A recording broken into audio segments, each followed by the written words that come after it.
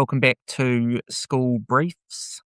Claire, it's great to have you back with us for another week. Are you in a different location to your I normal? am in a different location this week, Liam. So I am down in Queenstown for the SPANZ Secondary Principals Association conference. So looking forward to that kicking off. We've got Hannah O'Regan coming to speak. I'm looking forward to catching up with Bruce and Therese, who I know are down here doing workshops as well. So it should be a bit of a humdinger of a week and hopefully some good sort of critical conversations going on as well. Cool. And we are heading into budget week this week, but that doesn't mean that last week was boring or uneventful. Woo-wee! We've got lots to kick off with. Where do you want to start? Well, I'm like we've been talking a lot online. Everyone's been having big discussions about this 11th hour Education Act amendment. You know, if we thought the system reform bill was bad enough, we got sort of the icing on the cake in terms of this, what felt like a complete 11th hour amendment bill got dropped this week, giving us no time to respond to it, giving even our political friends no time to really discuss it or tease out. And there was a whole lot of things in there that were really concerning to me. You know, for me, the two things that really stood out in that amendment bill was the change to the Teaching Council. So they have announced that there is no longer going to be any elected members on the Teaching Council. You know, it was bad enough that it was getting reduced, it was getting narrowed. It looked like there was going to be a lot of sort of political control. We know with the system reform bill that functions of the Teaching Council are being handed over to the ministry. And lo and behold, what do we got? We've got a complete loss of elected members. And that's really concerning. And then don't get me started on the control of the curriculum being so clearly handed over as well. You know, the real frustrating thing is the claim that the Teaching Council is still an independent Crown entity. So frustrating. And I guess, unsurprisingly, the logic around the move doesn't make any sense other than this is just an absolute total power grab from the Minister of Education. Absolutely unforgivable. Because out of line with international jurisdictions as well. Totally out of line. Yeah, because the argument in the draft bill was that we had to reduce the number of elected people from the profession down to 3. And the justification at the time was it's really important that grassroots member teacher voice was heard, and therefore we needed a specific carve out for ECE, for primary and secondary. And then last minute, apparently all of those arguments are just completely out the window now, and the minister needs total power. They've also strengthened the wording around the minister to be able to fire a person at will if they clearly step out of line. It feels so. I mean, you combine that with the teaching standards being handed over to the ministry that potentially will control that teacher voice as well. Like, my worry is that we're going to see some real changes to those teaching standards in the very near future that's going to try and shut down discourse. And I find it really interesting because this must seem appealing to a controlling politician whilst they're in power. And I don't understand why they would want to set up something that, say they get voted out and the other side of government gets in. I can only imagine how upset they would be that they've handed these powers off to a single entity or a singular person. It's just, I mean, haven't we all learned that the key to making good decisions is having a diverse mix of people at the table? Yep. And when people talk about the need for politics to be depoliticized out of education, this type of move is exactly what they're talking about, because they know when there is a change of government, one of the first things they're going to do is kind of restore professional voice to the Teaching Council, because under this current model, there is no carve-outs for anybody to have a teaching qualification to be on there. We know that that's the type of stuff that a change of government's not going to be interested in, and so we're then going to go through another transformation of the Teaching Council, and people on the ground know that none of this stuff makes a difference to learning outcomes for children. All we're doing is kind of wasting time, and for me, we've kind of seen that firsthand at school over the last couple of weeks as we've really started to grapple with what do the new teaching standards look like in our various systems that we have in place. Yeah. And to think that we're going to be heading in either 6 months, 3 years, or 6 years into another kind of round of it. It's such a waste of time and money. It's And- such an incredible waste. And I can't help reflecting on the fact that, it wasn't that long ago that it felt like a very capable CE of Teaching Council was moved on very swiftly. And I can't help thinking how much of that was to do with the fact that they knew that these amendments were coming, because having worked under that particular CE when I was part of the Education Council and Teaching Council before that, I know for a fact that that person would not have sat quietly while amendments like these were taking place. So it's to me, there's another story that we're going to talk about today. Convenient timing, my friend. And I'm really concerned that all of it is to do with deprofessionaling the teaching profession, silencing voices, and closing ranks and having a less and less diverse. Like, I get really peeved off when people say that, you're just talking like, what do you want? You just want all your lefty ideas in. It's like, actually, no, I don't just want all my lefty ideas in. I want to know that I'm sitting, I critiqued something that was an NZ initiative event, and they said, oh, yeah, you just hate that because it's NZ initiative. I said, no, I don't. It's just that it's singular. Like, I will be open. I'm the person that suggests we have Michael Johnston at our AEC event. I'm a huge proponent and actually thinking the best outcomes come when we listen to diverse voices. And I think the narrowing of voices is utterly, utterly frustrating at the moment, and actually really dangerous. And because I don't hear calls from the people that we tend to talk to around the need for the removal of voice from people with alternative ideas. No. And actually, we should talk about in the future the New Zealand initiative, because they're doing some really interesting thinking around needing to turn the corner on tomorrow's schools, and what kind of different ways of organising the system could look like. And that's a discussion I'm really interested in. Less so if we have a minister that wants to kind of control things in the way that we are seeing. But I mean, there is a world in which actually I think this kind of bums on seats school competition model needs to be removed from the system. And the New Zealand initiative are doing some interesting thinking in that space. Yeah, absolutely. And as I say, I don't dismiss them. Like, I think that they are one of the voices, and we just need to make sure that whenever decisions get made in a policy space or beyond, that other voices are heard alongside them as well. And that comes back to the control of the curriculum. So one of the amendments we saw in that bill was the ability for the minister to be able to change the curriculum in a singular way. No one person. I don't care who they are. This is not about the actual person who's the minister at the moment, or not just about that, because this is no one person, whether it's a minister from the left or the right or the middle or another planet. You don't want a singular person being able to have that control. It really worries me. Does it worry you, Liam? Hugely. I mean, these aren't the kind of approaches that we see playing out in schools where it's just kind of one person wandering around making all of their rules. I mean, people in education tend to understand that there are limits to their own understanding around what works. So wants to kind of get alongside other people to stress test ideas. And that kind of collaborative feel is something that I think brings a lot of us into education. So to not see that replicated at all levels of the system is really disheartening, particularly when you can drive a truck through so many of the ideas coming out of this government in education. It's going a little bit off topic, but one of the comments Erica made when talking to Jack Tame on Q&A was that she wasn't interested in talking about all of the things that happen in a child's life outside of school, like poverty and housing.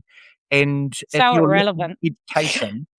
If you're looking at education through that lens, you're actually not trying to come up with solutions for the actual... That smacks of a person who hasn't spent a moment in an actual school, that hasn't spent a moment in the classroom. I mean, I'm sorry, that is just the most naive response. And yet then also turns around and makes these sort of wide statements about how much they've done for certain sectors of our community as well.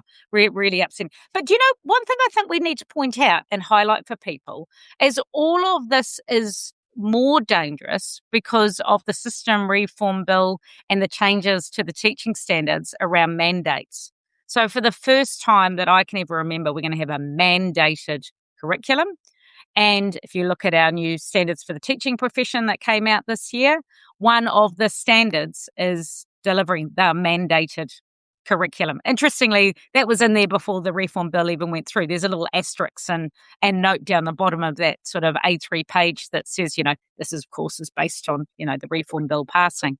But what a clanger, man. What an absolute dangerous combination. I don't want to frighten people, but my hot take for what a second term government will look like, given what we've seen in the first term, is that they're going to want to bring people working in education sector under the Public Service Act so that people can't do this, where they're talking out, critiquing what's happening in government. And so I reckon there's going to be a much more broader silencing of the profession in a kind of second term National Act New Zealand government. Particularly if you combine it with the Ofstedisation of ERO. Hello. Yep. I mean, that is, we've gone from having a carrot and support to a stick, and it's, occasionally I was reflecting on this the other day with a friend. I went, I feel like I need to start wearing a freaking tin hat. As soon as you start pulling things together and draw all the points together, it's really, really worrying. That level of tightening of control, and shutting down of voices and mandating and punitive responses to schools who have those very situations that Erica says she doesn't care about, like societal pressures and trauma and, massive poverty and complex. I'm really interested recently around our what I call at-risk behaviour students. So the ones who are on the fringe, who are engaging in dangerous behaviours outside school, and there's parts of that are coming into school. It's just absolute nonsense that we can't consider and shouldn't consider. I mean, now is the time where we should be really doing a deep dive into trauma-informed practice and resourcing learning support adequately. Which brings me to the next one, the whole homeschooling announcement that we heard this week. I can't help thinking it ain't a coincidence that the very week that this is announced, the MOE finally, supposedly after months and months of OIAs, finally drop that Tom Phillips had permission to homeschool his 3 children. Yeah, look, I mean, we're just seeing far too many of these coincidental things. It's a bit tangential, but the number of crap announcements that have come out in the last 2 weeks almost makes you think as if they're trying to drop everything in within a very short time frame so that you can't respond to everything. And what's it say? You flood the zone with shit? Yeah, that's right. And it's been interesting hearing from a number of kind of homeschooling families around the kind of very valid reason why some parents are in that situation. And to think that they are then going to have these types of assessments forced upon them is shocking. And I hate the way it's been presented as if there's a real low trust environment and this is the only way to ensure academic rigor for kids, because often lots of these homeschooling families have left the system because they don't work for their child, and that's a decision that they have made. And so to then try and force the same mechanisms in the schooling sector onto homeschooling families is a real slap in the face. And I like that conversation around how do we ensure quality learning outcomes, but this isn't the way to do it. It's lazy. And can I put my tin hat back on at the moment? When I Googled to get the wording of the homeschooling change in legislation, you know what came up first? Great big Crimson Education advert for homeschooling. Mm-hmm. And I've got some real concerns about how entities like Crimson framing themselves up to an alternative to Te Kura. So if you look at their offerings, they're really doubling down on the hybrid online learning offerings that they do. They are doubling down on their homeschooling options. They are hoovering up small schools for neurodivergent students. So here in Auckland, there's been a number of schools that have been swallowed up by Crimson Education. We all know that John Key is the chair, at least I hope we all know that John Key is the chair of Crimson Education. I'm sorry, but again, I can't help but start joining the dots and say, what is going on here? Like, I think Te Kura need to be looking very carefully at what is going on. I think our homeschooling networks need to be cognizant of entities such as that in a time where we've got a system reform bill that enables charter schools to become chains of charter schools. We have got the absolute demolition of the state system underway, and it's happening in plain view. And isn't Crimson as a company just constantly reshifting the way they work to better maximise how They're you worth can kind of millions. hoover up taxpayers' money? Because there was that kind of documentary a year ago investigating all of these offices that they had in New York and Post London. offices. Yeah, and they were just kind of like shells. But Yeah. now you kind of start to see them looking at the New Zealand landscape and thinking, oh, where can we extract some more taxpayers' funding, and then shifting their business model into that. It's Yeah. just really disheartening. Yeah, it's really what, and you look like certain ministers, you look at their reels and their adverts, and it sounds really shiny and impressive and benign and all about looking after at-risk young people or helping young people get into university. But we've got to be critical. You know, this isn't, again, it's not about left-leaning, right-leaning. You know, this is about what we want as a strong democracy with a well-resourced state system that's available to everyone at no cost. You know, like, we've got to remember what we hold dear. And at the moment, so much is under threat. And that brings us actually around to why it's under threat, the budget. Oh, before we get there though, Yes. because it isn't all doom and gloom. No. Because given those last minute amendments, we wanted to kind of bring some voice out of Yes. what people thought. Yes. What happened, Claire, when we put the call out? Oh, so the fantastic thing was, I know that you did a call out, I did a call out, our friends did a call out, and we asked for people in the space of an evening to send through their submissions, their concerns they had about those last minute Education Act Amendment bill, because as we know, there was no formal mechanism for doing that. They had shut down the opportunity. There wasn't going to be a select committee about that particular paper. So we made a call out, and I believe, how many submissions did we end up getting in the space of a few hours? Oh, within the space of a few hours, about 50, but within the space of about 2 days, there was about 75. Yeah.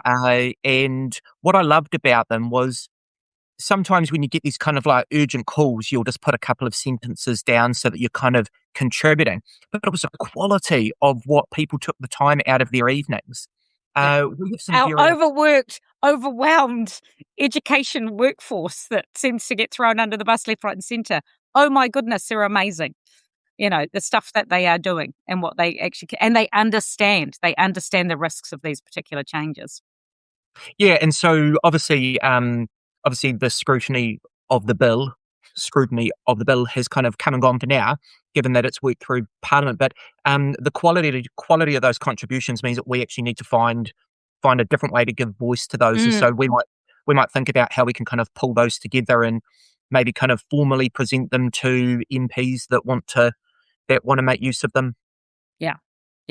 I mean, and that's how we've got to take the power back. Like, if they're not going to give us our voice, then we will work together. And, you know, and a big shout out. I don't know about you. I've had some lovely comments over the last couple of weeks from people, you know, really showing appreciation for the work that the Aotearoa Educators Collective is doing.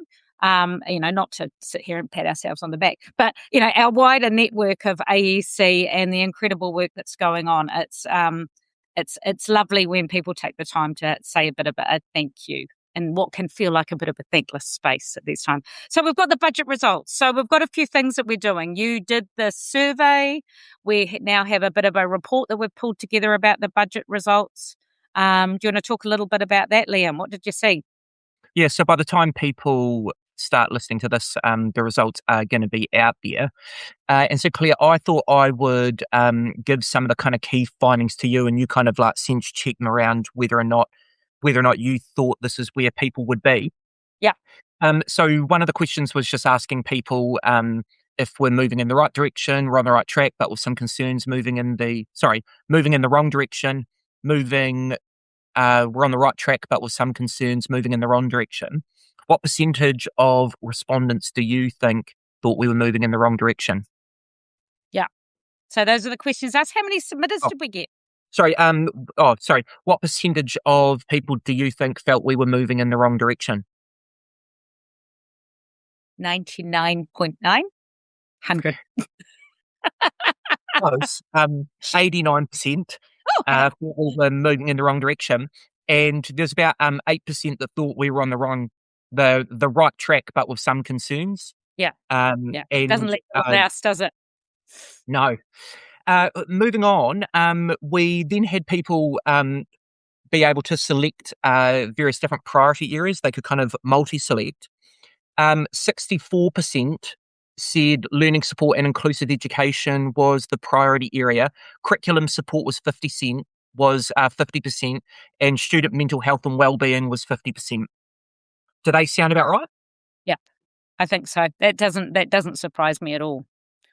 Yeah. When you, the one that stood out there for me is the 50% around curriculum support, because how do you interpret that? Because in one hand, I saw that being selected by half the people, but at the same time, there's been kind of real pushback from people just getting more textbooks and workbooks being done. Well, we've got to remember that's the split in our sector. So that's the primary sector experience. The secondary sector hasn't had anything like curriculum support for an eon. And I think the trouble is it's got to be fit for purpose as well. So whilst people recognise that there's been support, it's been so narrow. You know, this idea that it can only be structured literacy, it can only be the textbooks in that space. So I think people are trying to maybe articulate that it's not just about the quantity, it's about the quality and the fit of the resourcing as well in that space.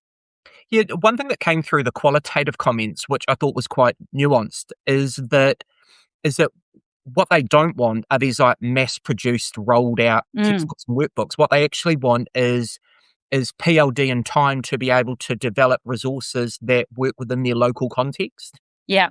I remember the back in the day when they rolled out NCA, were they called bumper days or something like that? PTA ran them. I can't remember. They were whole school things where we got the new NCA standards, and then you were supported to contextualise and do the learning design in your own context. Yep. And that feels like it's the missing piece, eh? Yeah. Yep. Now, the last one I'll touch on is what's one thing the government could include in this budget that would make you stay in education for the next 10 years? What would you choose? Better remuneration? No. I don't know. Is that heartless? I still feel like there's something around the recognition of the status of the teaching profession. But I don't know. What did come through? Competitive salaries and kind of internationally competitive salaries came through as a weak theme. So it was definitely there. Top three, though, were permanent school-attached teacher aid funding. Yes, learning support, of course. So the people that can actually help you make your job actually doable.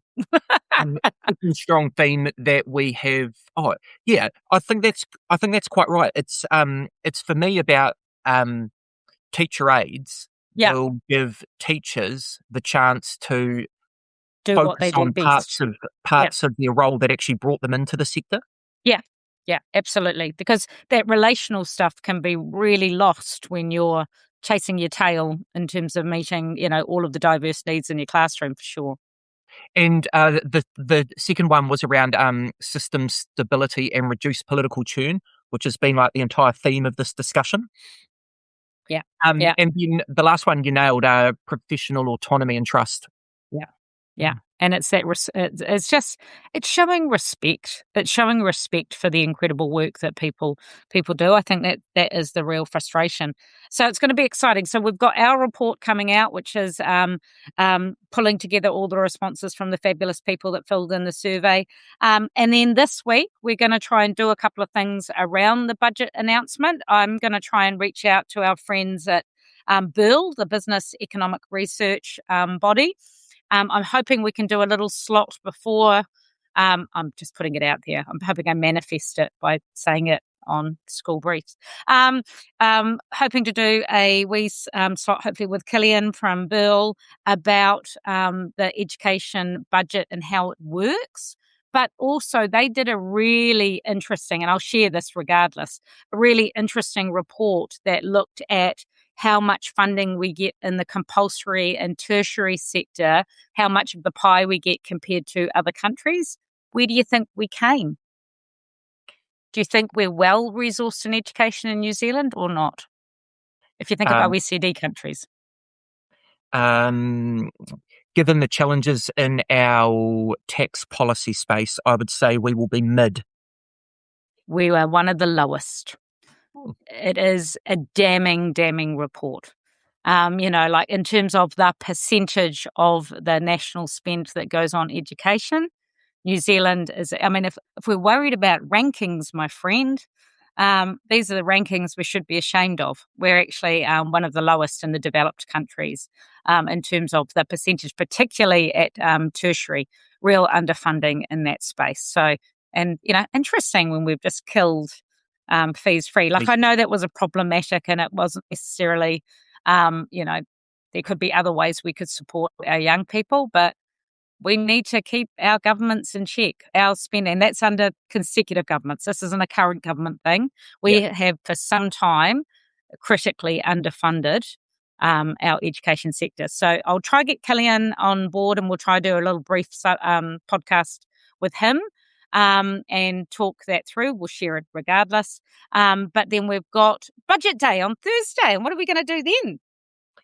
What we thought we might do is go live and bring in a couple of sector specialists to give their hot takes on what came out of the budget for their part of the world.